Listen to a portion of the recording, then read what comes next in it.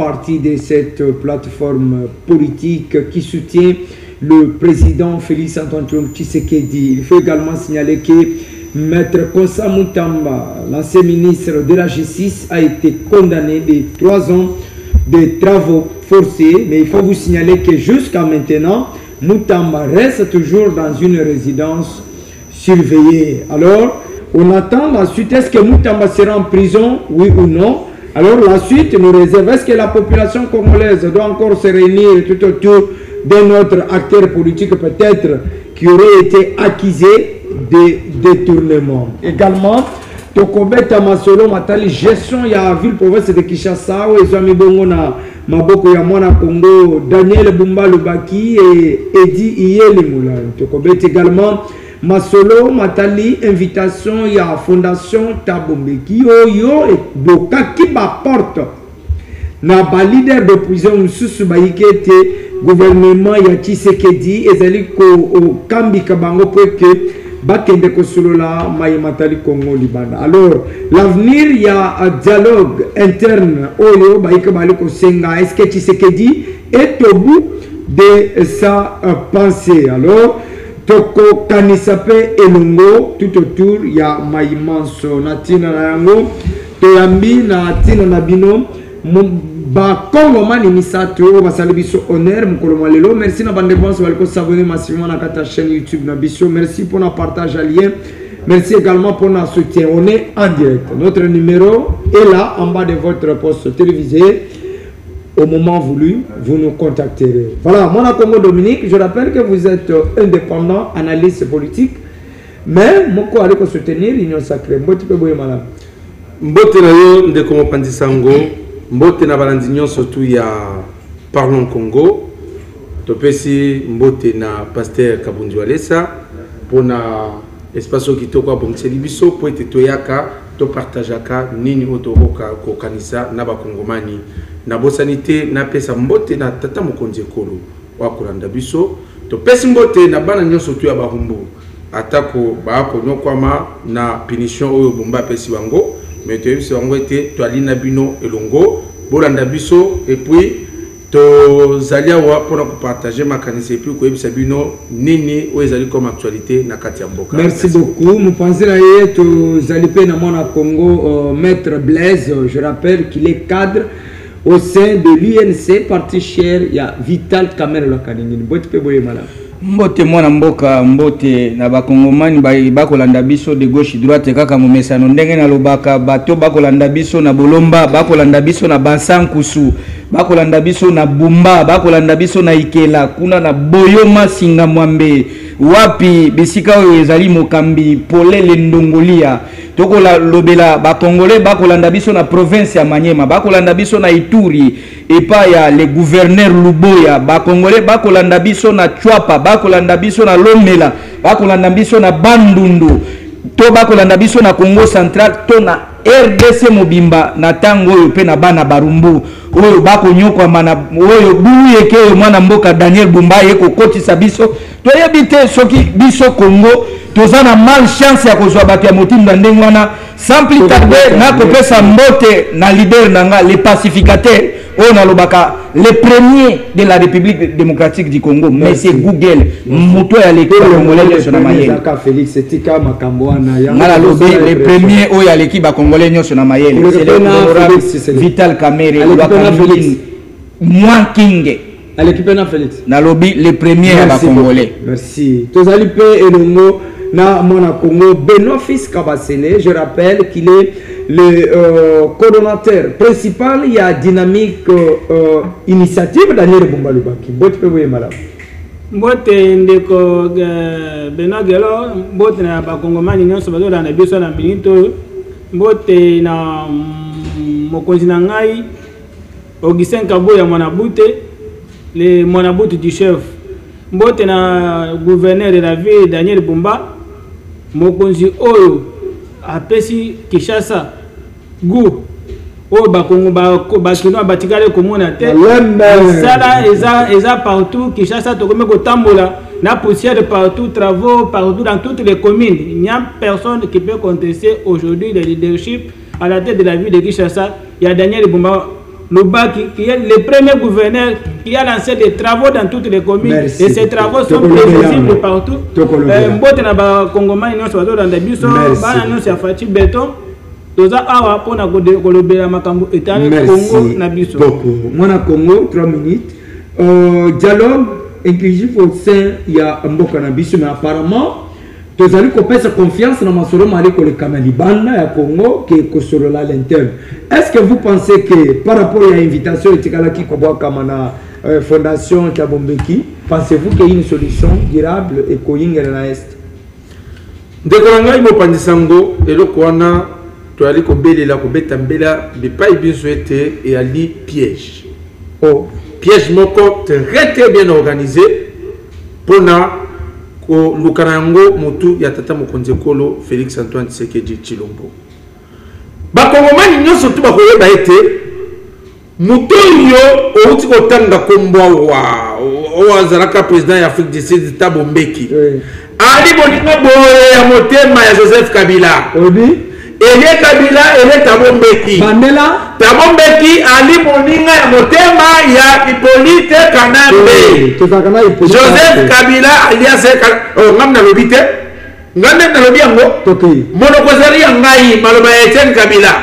Maloba ya avocat de la République. Bango maloba congolais na ebandele komi katikati. Maloba ali ya bango. Bangai na défi maloba na bango na tchena monoko na ngai. Odefa na combien? Hippolyte Kanambe Kazembere. Ah oui. Wali moninga boye ya Thabo Mbeki. Abandi ma consultation na ye na Goma pona kokabola mboka. Amoni bongo esimbite alobi na ko benga bato toke dokuta na soki na Tanzanie soki wapi. Amoni ke kuna esimbite akeya luki moninga na ye ya motema. Yaka ko pezalia wa to benga bato wana to vantsa bango wa to kabola mboka. Oh.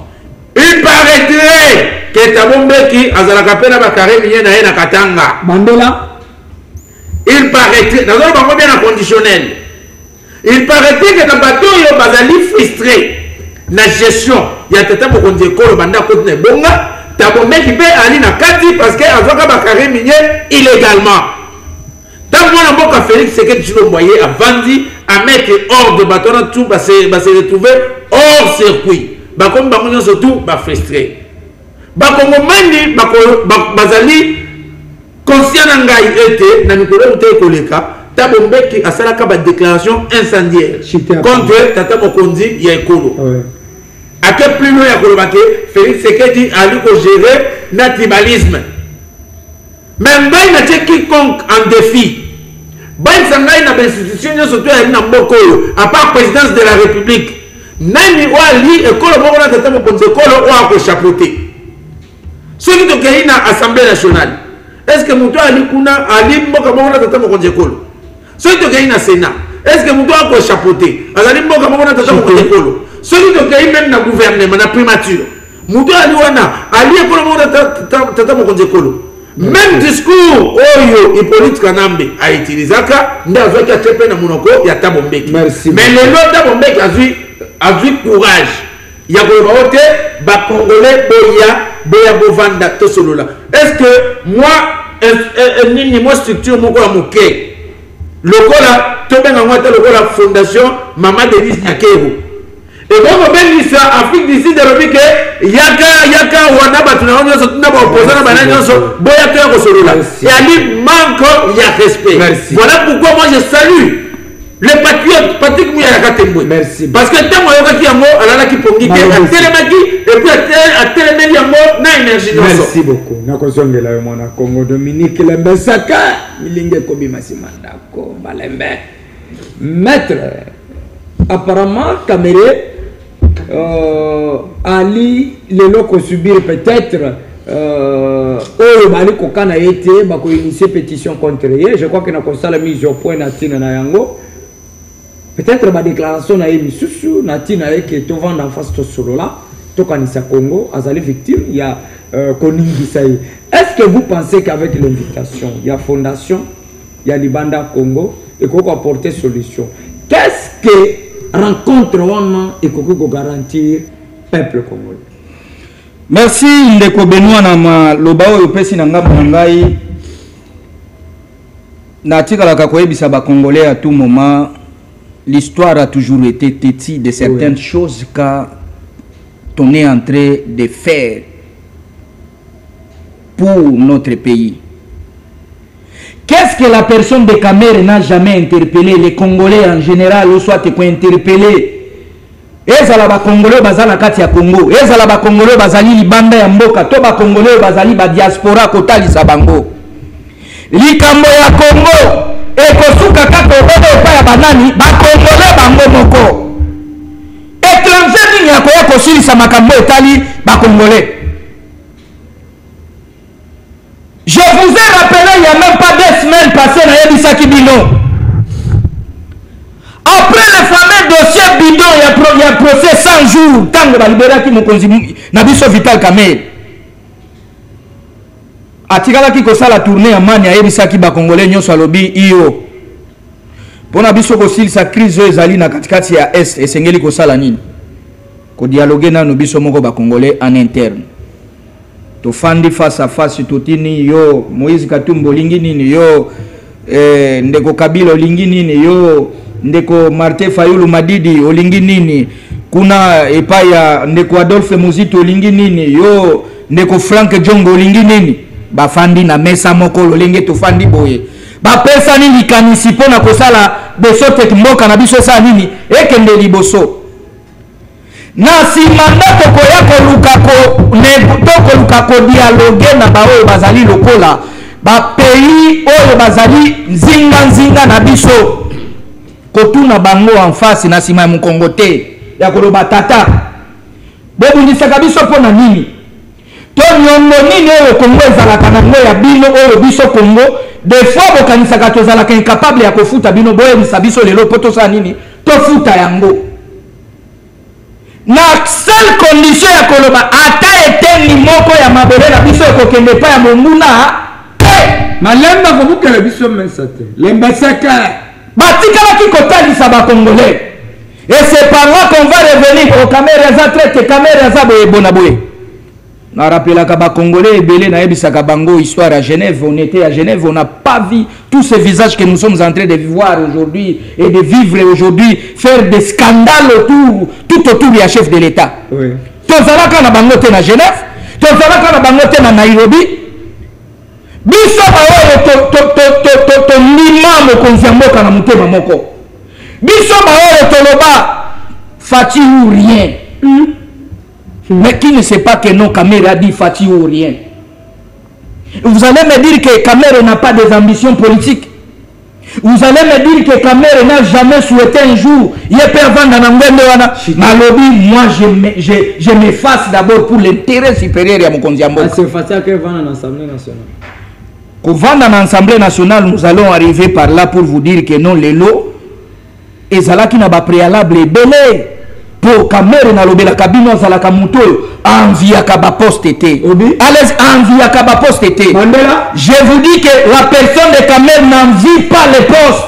Tu te parles. Et c'est pour cela que qui est cette personne? Oh va ko lobabi premier allié à chef de l'État. Akende kondima bale kanaba élection ba primaire dans l'Assemblée nationale. Mais il a accepté pour l'intérêt supérieur à Mbokanaï. Merci. Asalaki Makele l'était, Asalaki donc il y a fondation on a bitumba. Apport wana ya bitumba ngana naza koloba ezali motambo moko ba kotie la biso na ndeko Kabila na ndeko Tabu Mbeki oyo mokonzi ya mboka lobi biloko wana epa na ye kosala nini ekoleka.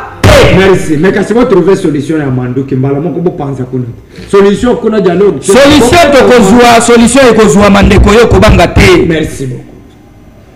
Benoît Fils Kabasele apparemment baike bale kokana été bino ba il y a eu de pèse.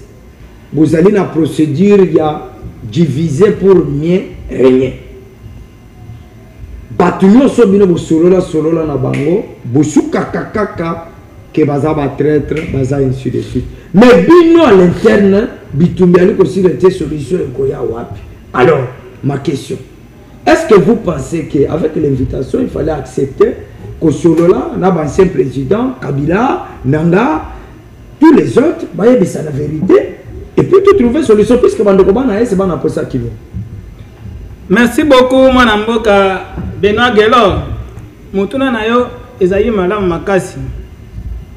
Je pense que nous les membres de l'IDPS nous sommes les avertis. Tu sais que dit, il faut nous les nous sommes les avertis dans le sens que makambo oyo zolobela lelo mokonzi appartient na biso le président Aïe l'honorable Augustin Kabouya nous en avait déjà parlé depuis longtemps. Makambo biso toto mona lelo pona biso eza nango surprise te parce que makambo nyonso Kabouya lobaka mais to mona kango bato bako mona lobeli kambo lelo na mois ya août ya septembre likambo ngo yeko sala na mois ya décembre mais bato babo sani. Pour nous ce n'est pas une surprise aujourd'hui à omona que likambo oya tabombeki na fondation na ye ba yoka na Kabila pour baya ko bengisa soi-disant conférence tokende ko participer. C'est impossible. Dites-moi un peu. Nous sommes dans une école où on ne peut jamais faire quelque chose sans le dialogue. Ah oui. Le chef de l'État en a parlé dans le congrès de l'Union sacrée du 30. À l'objet, hier, azawana pona dialogue.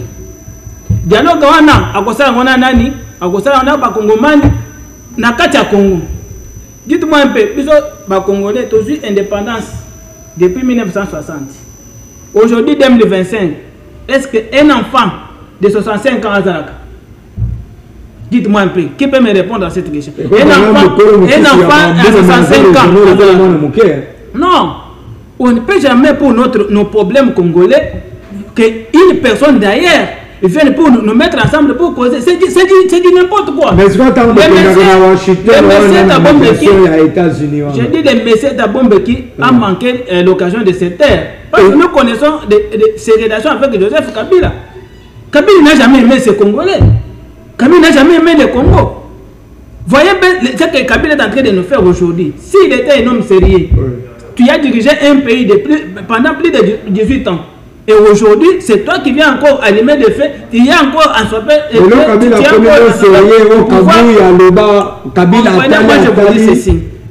Je vous dis ceci. Le chef de l'État a accepté les dialogues avec les Congolais.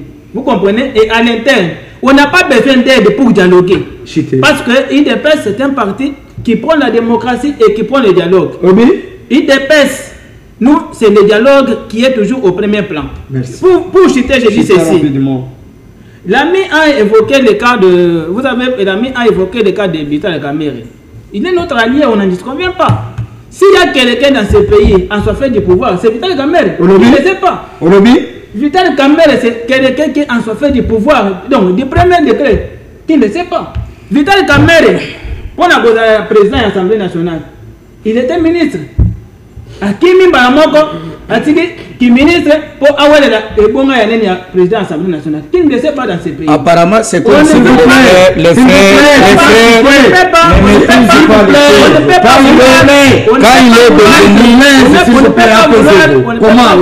une chose et son contraire. Nous connaissons les jeux que le Kamerhe est en train de jouer. Kamerhe en dehors de bonjour. Le reste, c'est du théâtre. Merci. Nous connaissons bien ces jeux qu'il est en train de faire dans ces pays. Merci. Nous connaissons comment gérer aussi Kamerhe. Nous, IDPS, nous avons fait autant d'années dans nos positions. Nous savons comment nous pouvons traiter tous nos alliés. Merci. Et surtout, honorable Vital Kamerhe. Merci. Il n'y a pas un jeu peut-être qui peut nous jouer que nous, on ne peut pas comprendre. Il doit garder bien son statut du président de l'Assemblée nationale et pour ne pas trahir les combats que nous avons menés au-delà des 32 ans. Merci. Il doit respecter l'IDPS et respecter nos relations qui nous lient au sein de l'Union sacrée. Merci beaucoup. Merci, Vital Kamerhe en direct de Show TV. Na manaka na biso parlons Congo. Numéro ezaliwana bo réagir na ndenga mo message ezalaka. Tu as dit kokoba malendo pour que tu moya kokamata sur avant sujet à Suka. Au Mona Congo Dominique. Verdict à Moutamba. Un message fort pour la jeunesse et un état de droit en marche. Maître Dominique. Ok. De Korangai, Mopandisango, na Okindenge, Baninga Bakolobawa. Certainement, tous les besoin surtout dans la union sacrée. Ouais. Mais, moi je l'ai toujours dit, Nakata mboko yo, tu as un groupe politique où il y a une tendance misato. Soit on est de la majorité présidentielle, ou on est union sacrée, tous réunis autour de Tata Mokondi Ekolo, Félix Antoine Tshisekedi Tshilombo. Soit tu as une opposition, ou on a la lokola bandeko mususu Moïse Katumbi, soit te Moïse aza rebelle. Non, s'il vous plaît, s'il vous plaît, s'il vous plaît, ne donnez pas les ngai na donné allez-y. Rapport il y a Nations Unies au Bima au balobi que Katumbi ali en connivence bazana ba contact na AFCM 23 ba preuve ça balobi rapport oh papa allez wali mopandi sango et c'est que avant Nations Unies a publié rapport na ye c'est là dit atini ba enquêteur sur terrain ba enquêteur même on a conseil de sécurité juste à ce que ba rédiger rapport ba rendre public. Bakonde balobi ke Katumbi Kabila bali na ba contact na AFC M23 bakutana kana Kampala basololaka. Merci. Yani comme na lobité procès Mutamba. Oh. Mais na banagi kokende pona komesi koyo. Oui. Ya koloba ke soit ali na opposition te soit ali na société civile. Oui. Ozo sangisa ba asbel ba église ba nini tout ça. Mais si on a au sein de l'union sacrée, c'est qu'il y a des gens qui ont de doubles visages. Et à l'île on a un visage ébélé.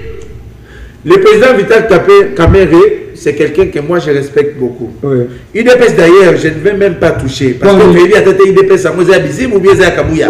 Ça je ne touche pas. Mandela. Donc, maintenant il y a un peu de IDPS, c'est comme un balai. Bizi Wazana Kamouya, Augustin Kamouya Zana. Si on n'est pas en mesure d'assainir notre propre environnement, c'est quoi on va assainir à mon délai? On est encore le bani. D'abord, on a pété Yohana. Je ne touche même pas là-bas. Mais la union sacrée. Président Vital Kamerhe, c'est quelqu'un que moi je respecte beaucoup. C'est un politicien. Ou Ali, c'est parmi les meilleurs politiciens en fait. Mais voilà ce qui est en train de se passer. Kamerhe est en train de jouer un jeu où il est en train d'attirer l'union sacrée. Bakoya Nambeba. Oh papa. Les Kamoyo, les députés, c'est la pétition. Donc c'est Vital Kamerhe. S'ils sont les vrais politiciens, Batika Yango. Parce que Kamerhe n'aura jamais le courage à démissionner. Mais on a posé comme victime. Ce sont les mêmes faits qui se sont produits lorsqu'on on était vers 2009, si je ne me trompe pas. Tant qu'on dit déjà que la carte de majorité, c'est qu'on a dit, Nazali sous malamouté, et c'est qu'il s'est éclipsé. Qu'est-ce qu'il fallait? Et c'est qu'il a dit, Balomoula, comme ça, à Zouya, Yakokende. Donc, député, Bazala, très très prudent. Batika Kamerhe avant de la place Tina Souka. Comme ça, on permet de confirmer que on a Constant Mutamba. Moi, je ne suis pas juriste. Je l'ai dit partout où je passe. Je suis mal placé pour interpréter décision Yakouro. Merci. Pourquoi? Parce que Mutamba a même acquis un moyen de défense naïe. Ministère public a même mis élément et accusation qui n'a rencontré Mutamba. Merci. Et la loi a été dite par la composition Yako. Merci. Donc, Moutou Azali au-dessus de la loi aalité. Merci. Où est-ce le Bami et Aline Marc Wana? Pourquoi est-ce que c'est un gâteau politisé à interprétation et aux cartes d'été? Merci beaucoup. Maître, pensez-vous que, puisque vous êtes juriste, mais la bénédiction la casquette au Anate, mais vous pouvez quand même y placer un mot. Tellement que la justice congolaise et l'union n'embête à l'hôpital, maintenant, et là, il y a un tombeau, il y a un Congo. Oui, merci Ndeko. Yambona répondre au dossier Yandeko Mutamba na lina répondre na no bandeko mibale oyo par rapport na dossier avec rapidement. Nakotali Sabango. ezalaka na ignorance moko munene oyo nalobaka ignorance moko ya munene oyo nakoloba le sultani papa chéri alobi munafanya erreur moya ya grave ya grave vilinga bilisimanda kuma lembe saka. Qu'est-ce que Veka n'a pas mérité pour ce pays ici? Moi peut-être ça allait me faire très mal. Il y a comment il y a parti politique Moussoussou. Oh, Tolobi le parti peut-être battu à Isidé. N'est pas Koloba Mabé à Vital Kamel. Mais pas une épaisse. Oh, il y a vraiment une essence et un pouvoir. Là où est né ce pouvoir. Là où est venu ce pouvoir. Mais c'est aujourd'hui qu'on va venir dire que non, Veka, c'est un traité. Il est traité en quoi et de quoi? Kamer a été humilié ici, arrêté comme un petit gamin, comme un petit politicien. Avec Nyonso Basala qui va humiliation et pour humilier comme il en prison. Abili prison. Avant même Kokota à prison, tant que Tobandi Kaka pouvoir. Tant que Tobandi pouvoir. Allez-y maintenant, allez-y.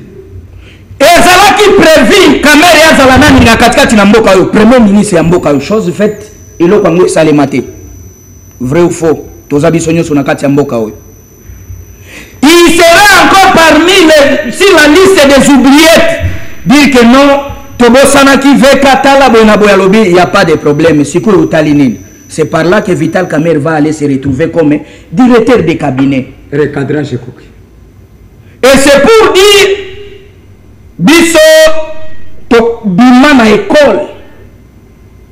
Il y a Jean Baudouin Mayo na école et Billy Kambale. Jamais tu verras notre secrétaire général Billy Kambale a dit na ba chaîne émission que non, Tobandako verser contre notre allié. Ça, on ne pourra jamais faire ça. Merci, verdict. Et c'est par là que nous sommes en train de dire cette fois-ci, tout celui qu'on verra de toucher la personne de notre leader. Cette fois-ci, on ne va plus encore reculer. Dossier Costa Moutamba, c'est que je suis en train de vous dire, c'est que j'étais en train de vous dire, même la fois passée, je vous ai dit, moi en étant un juriste, je ne suis ni ce qu'on peut dire que non, je n'ai pas cette qualité-là comme le ministère public. Je n'ai ni même pas cette qualité comme un juge pour y arriver à dire pourquoi on a condamné Moutamba 3 ans, pourquoi on a condamné Moutamba à dire que non, l'inéligibilité a kozanga kozala na fonction publique ou soit droit de vote pendant 5 ans parce que na yebisaki bino topé sa ba juge na biso confiance mibeko ya malamu ekosalema oyo basali. C'est pour dire quoi? Nous disons que nos ba juge na biso basali musala ya malamu. On n'a pas à commenter là-ci. C'est que nous on ne peut pas tolérer allié au biso to moni ndenge to meni zemi ndenge mwana botami ndenge mwana tamboni ndenge mwana koli lelo mwana komi mutu bakomi kobenga tonton bakomi kobenga chéri et passer chercher à éliminer votre allié de premier rang. Ça c'est vous jouer avec les gens. C'est très malheureux si ça me peut regretter. Et tous les bateaux moi je vous dis c'est Bakéza qui a eu des pèses. Mais il a confirmé ici, il est de l'IDPS. N'ayabite soki IDPS yango ndenge ndeko nanga lobaki soki IDPS e koma misatu soki minei. Merci beaucoup. Toyebite soki azali na IDPS. Toyebi soki azali na IDPS ya Buziri. Oyo azwaki manda ya nani akoya kolobela IDPS merci kawe. Lemba seke la mayapia. IDPS ya lobele ya kabuya ya bizibute. Mwana Congo, jeunesse congolaise est dessus. Puisque tout le monde a qui mobilisé tout autour, il y a Moutamba, qui réclame justice, qui n'est plus loin que le baquet. Ce qui est un bon, on va s'enlisser le Moutamba bon pour pas condamner. Mais Moutamba demeure toujours dans la résidence surveillée, tu évites soit aucun de prison. Est-ce que vous pensez qu'avec l'état des droits au binoï de peste, vous saurez les lots, n'a droit d'opinion, n'a le lingue justice, ça va totalement causer le baquet les alliés malades. Justice, t'as envoyé le mine en bête à l'hôpital. Ok. Merci beaucoup, Ndeko Gelo, pour la Maloba. Je vais faire un petit recadrage aux amis. Rapidement, 3 minutes. Pour la Dominique, indépendant. Il dépêche, il faut un kangango. IDPS ezakaka IDPS moko oyo ezokambama na honorable Augustin Kabouya. Il est le président AI, en même temps le secrétaire général du parti. Nous n'avons pas de débat. Donc, il a signé charte, il y a Union Sacrée. Vous devez c'est bien avancer là.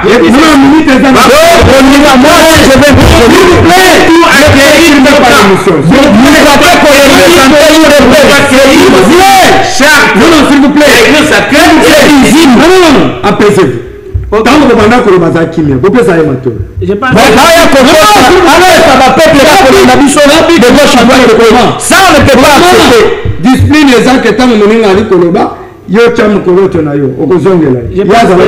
pense que même les téléspectateurs de nos téléspectateurs ont compris que nos amis n'ont pas la notion de la démocratie.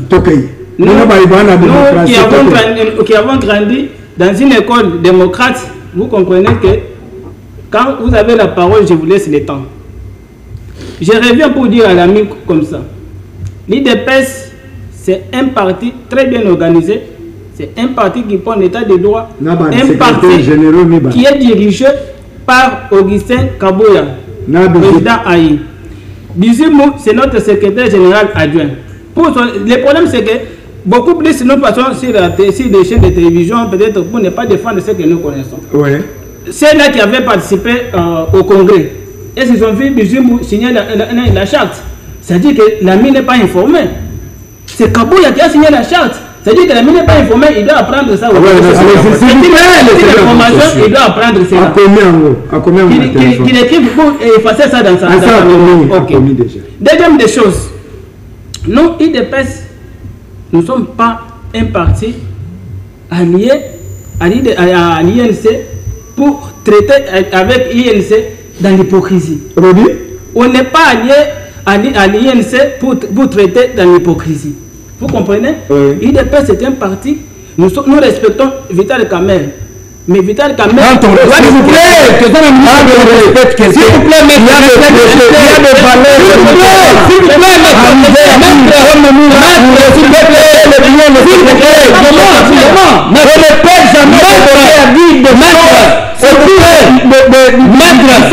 Maître Augustin Kabouya, on ne peut jamais arriver à n'importe comment que pouvoir que Fatih Leto, c'est notre chef. Merci beaucoup. Apaisez-vous. Tant que vous avez dit que vous avez dit que vous avez dit que vous avez dit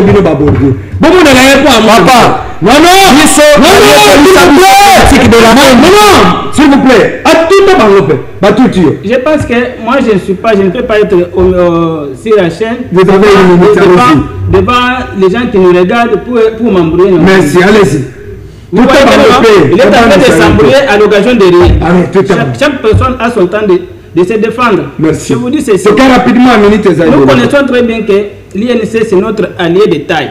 On n'a pas refusé, on n'a pas renié de ce que l'INC est. L'INC là où il est, il connaît l'IDPS c'est qui devant lui.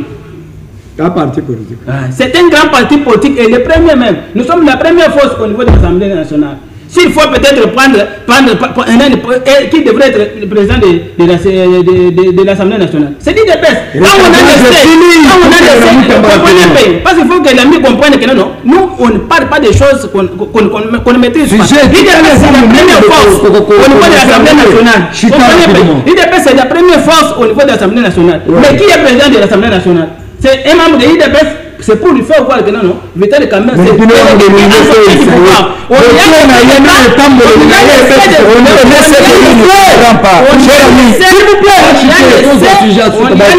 place pour lui faire voir que non, nous, on veut être avec Vital. Mais Vital doit laisser l'hypocrisie. Quelle hypocrisie qu'il est en train de faire que vous êtes en train de reprocher à Vital Kamerhe. Vous avez déjà vu la légalité en train de reprocher à la personne de Kamerhe c'est une hypocrisie. Nous, on n'a jamais appris la politique de la haine. Ce n'est pas nous l'INC. Quand une minute, on a plus de parole. Nous, l'INC, ce n'est pas nous la politique de la haine. Cher journaliste, je dois être récupéré. Oui, on peut répondre. L'ami de l'INC doit savoir ceci, que notre pouvoir, le l'IDPS, n'est pas provenu de l'INC. Vous comprenez? Il y a profité de l'île de Pesse. Merci.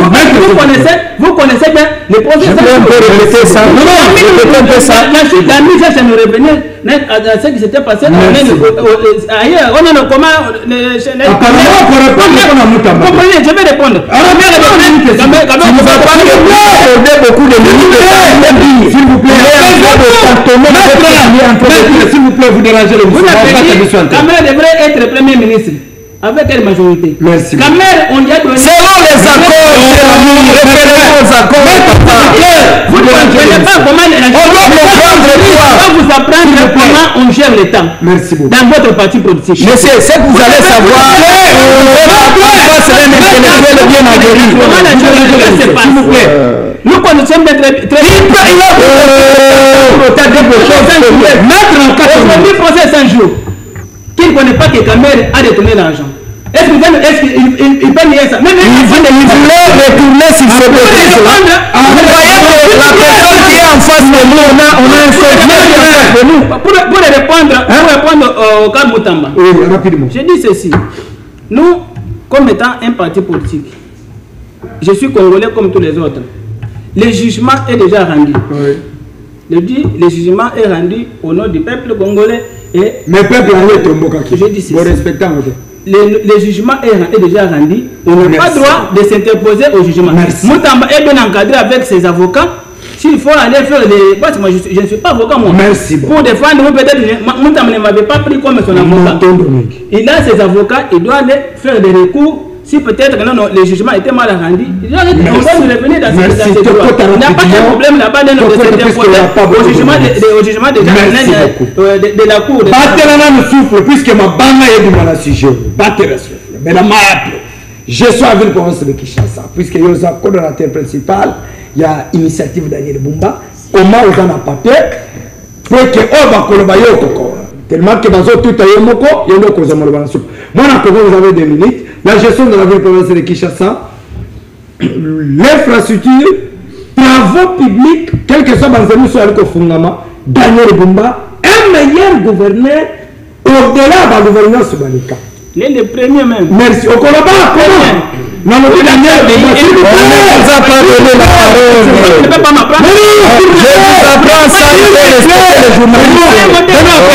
C'est vous qui êtes vous êtes s'il vous plaît. Bonsoir, Nante. On va penser que le micro à la caméra. Combien de fois tu m'as retiré la parole? Merci. Et c'était reproché. Merci. Tu as compris que on ne vous a pas accordé la parole. Il faut laisser la parole à la personne qu'on a. S'il vous plaît. C'est malheureux avec ça.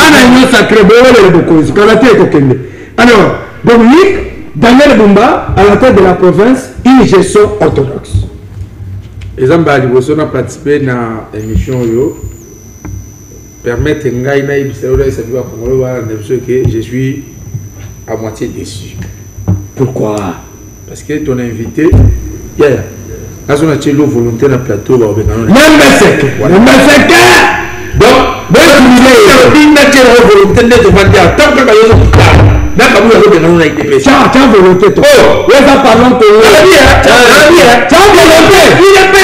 parti présidentiel. C'est ça la communication de l'IDPS. Notre question que oui, il y a émission, il y a communicateur dans le plateau. Papa, après cassation, c'est échelon en souka. Recours sous ce ragaté. On met la juriste, mais il faut être quand même cultivé généralement. Cassation, il y a souka. À moins que le chef de l'État a initié ou bien des instances présidentielles. Avec les sénateurs, ça a recruté. Non,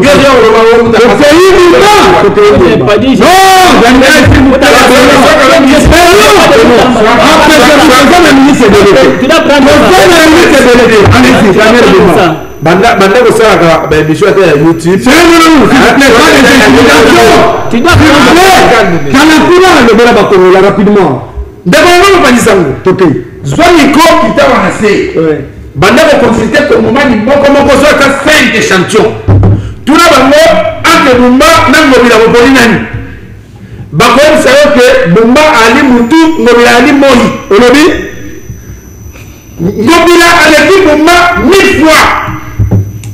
Yo tangela chango. Moto atinda ka Bumba ki na rola na ba premier c'est le chef de l'État. Oyo bola kate. Mbona mnene le bola kinchasa yo ko zera monde rola. Voilà ce que nous avons donné ici à Bambo, c'est notre Vandiao. Et monsieur le Zahiri prédit dans le 19h juste. Tourné Mouyani, à cause de Bumba. Oui. Oh, mais les travaux, et Ali m'a bête. Maintenant, on va faire les travaux. Et c'est les travaux, ça l'a défini. Nathan, et qu'elle a bien planifié. Autour de l'union de la Kabamba, au Kani Flambeau, au Kani Kabinda. Et quand les alliés en face, on va faire une classe tête. Bana bazaki kaste bazaki kaste pour anime bana bazaki kaste parce que s'il vous plaît Tokei bana bazaki kaste pour anime parce que bapana baza mesure te ya kotinda bana na bato ya moto batika bana na 300 mètres c'est moi en Congo bana batambola bango moko ti baya okoma na classe chité même moto eza mesure ya kokoma wa te. Merci beaucoup. Bumba ceux qui ont découragé, ils doivent démissionner. Bumba qui a découragé, c'est là démissionner. Ceux qui ont démissionné, on a secrétaire général d'une grande fondation à Kinshasa. On va mobiliser les gens qui ont été de ville, même si Bumba démissionner. Parce qu'aujourd'hui à Barumbu, les écoles n'ont pas ouvert. Pourquoi pas celles de là où on a la grâce de l'habité? C'est pas ça. Bumba paraît-il, va payer ceux qui 100 millions de dollars pour lancer la misala. Mais vous avez un tracteur n'est balé. Merci. Au Kangi Kabinda, tracteur on a beaucoup fait que vous êtes na Kabinda. Merci. Après, et le monde na Kabinda, pour moi on le gâter non? Après c'est derrière on a Kabamba. Et ça dit le lot. Après, on vous se balade à Kanga. Et c'est bien le mot avec les flambeaux. Bumba n'a même pas le courage de descendre lui-même ici à Barumbu pour aller voir le misala. Bamba te, à Kabinda vous allez voir quoi la terre. Merci beaucoup. Bumba nous attendez le livre comme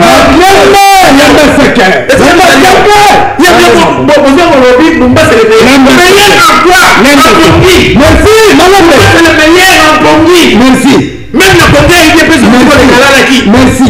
Merci.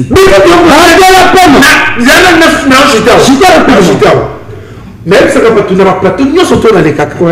Mboka la biso, et c'est le temps de la démocratie. Parce que si je dis qu'on est parti, c'est à cause de la démocratie. Merci beaucoup. Démocratie, c'est une mobilisation. Bumba Kota.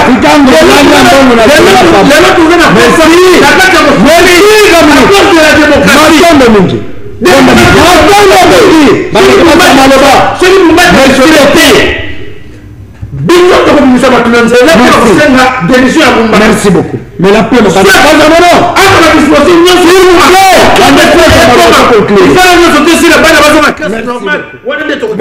Maître, rapidement. Oui, une minute na oyo pesinga inde kona kolinga botikela nga vraiment temps yanga koloba makamna ni na rapidement. Là je suis en train de m'adresser à mes deux secrétaires de l'IDPS. Ici je m'adresse d'abord nazo bandana secrétaire Augustin Kabouya. Soki ba communicateur ya boyende botinda ka ba. Intimider moi. Ya ngate intimider. Répondez à ma question. Taille na bino, c'est très malheureux. Allez-y. Na yoko zwa lisusu deuxième secrétaire général na monaka ena charte ya union sacrée. Oya signaka le CG Bizim. Bizim.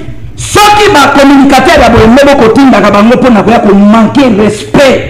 Ce qui est zalolonye na bino tokolo ba peut-être que bozo zanga ba communicateur ya kotinda bolo ba bato ya kotinda bango ba yako pesa ba congolais oyo eloko ko sala e ko se si intimider été deuxième dossier na kazaka yana kazaka nani ayandi te Kinshasa eza ya kopola ya kobeba lelo tozika kazwa kaka nzela ya victoire nyonso eza ya kopola Moutou soko lingi biso ba auxiliaire de la justice.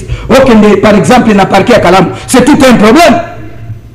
Obi Mataka wa Kabambare RTNC, c'est tout un problème. Obi Makabinda RTNC, c'est tout un problème. Na kozwa neti nzela ya Kasai commerce depuis époque ya Kabila. Basi ba bossa na nzela wana on dirait nzela moko existe kate.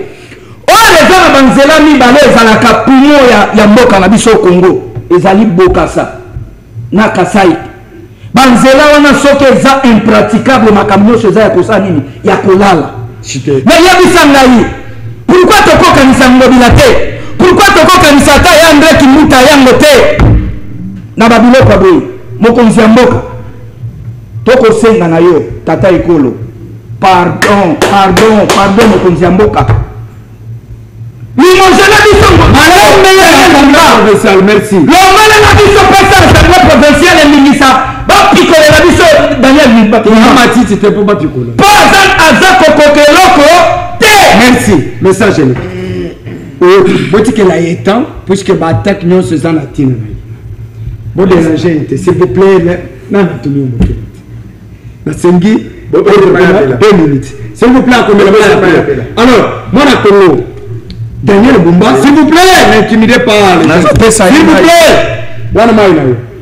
Daniel Bumba, tout autour de nous, sur le cani, balobi que c'est lui les victimes. Akangi banzela nyoso.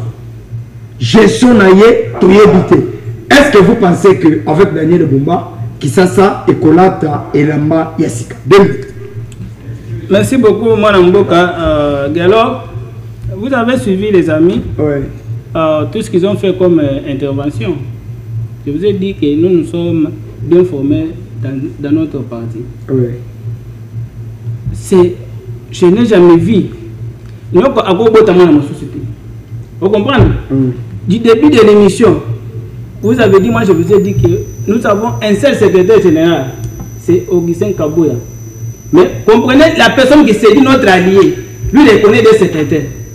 Est-ce qu'il est sérieux envers lui-même, même envers son allié, dont il dit allié de taille? Les auditeurs ont compris. C'est ça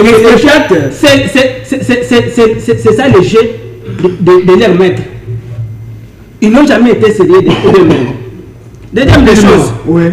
L'ami qui vous parle, vous l'avez présenté, il est de quel parti politique? Non, il est indépendant. Ok. Mais indépendant, il a caché son parti politique. C'est un membre effectif de l'ACP. Un membre effectif de l'ACP, d'Ngobila. Il est venu ici pour faire la campagne d'Ngobila. Mais qui ne connaît pas la gestion calamiteuse d'Ngobila dans cette ville.